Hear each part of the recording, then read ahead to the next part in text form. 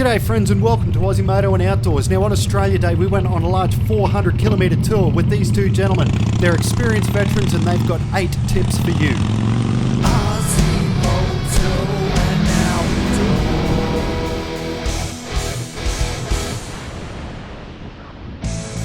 So at about 7 AM on Thursday morning, which was Australia Day, I jumped on the bike and I started heading down towards Innisfail. Now as you can see, the weather at Atherton was a little bit dodgy. By the time I got into Millamilla, it was completely dodgy. But once I got through there and down to Innisfail, it was beautiful blue skies. Now here's Rick on his CF Moto, here's Buzz on his Softail Custom. What a gorgeous Harley Davidson that is. And we headed off southbound for Mission Beach.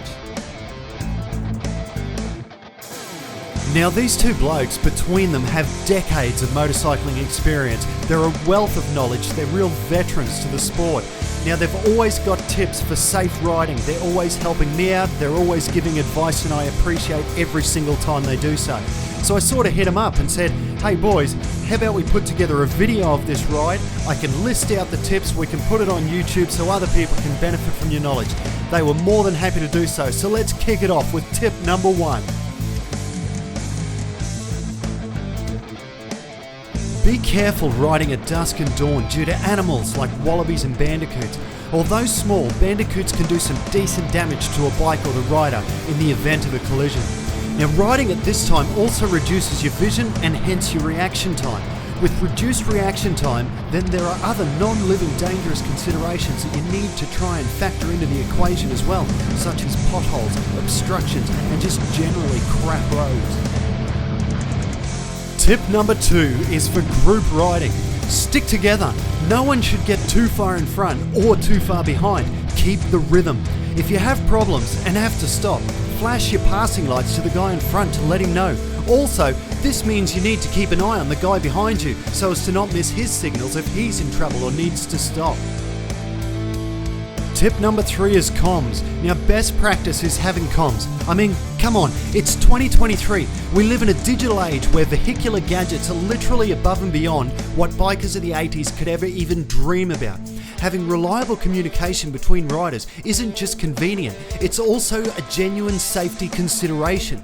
Being able to communicate hazards, dangers, and other issues makes riding in a group much safer and adds real convenience. Now I'm just going to pause on the tips briefly. Have a look at this, South Johnson. It's the only town in Australia where the railway line goes straight down the main street. Awesome. Now tip number 4 is still on comms. If you don't have digital, computerised, modern age tech for comms, then remember there's still old-fashioned communication techniques that can make a ride safer and more enjoyable. You can point out potholes and hazards. You can pre-indicate with your hands prior to activating turn signals.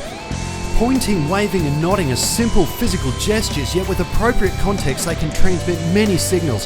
Have a chat with your fellow riders so everyone's on the same page. Tips 5, 6 and 7 are going to be rapid fire no-brainers. Number 5, it's not a race, don't exceed the speed limit. Number 6, don't ride over roadkill. Did you know that even small innocuous bones of say a dead wallaby can puncture your motorcycle tyre? And I don't need to tell you how dangerous that can be. Tip number 7, really simple tip, learn the controls of your bike. Being able to activate and cancel turn signals without looking down is very handy in maintaining eyes on the road. Tip number 8 is about just getting out there, enjoy yourself, make some friends, have a blast. Put your phone down, get outside. Thanks for joining me.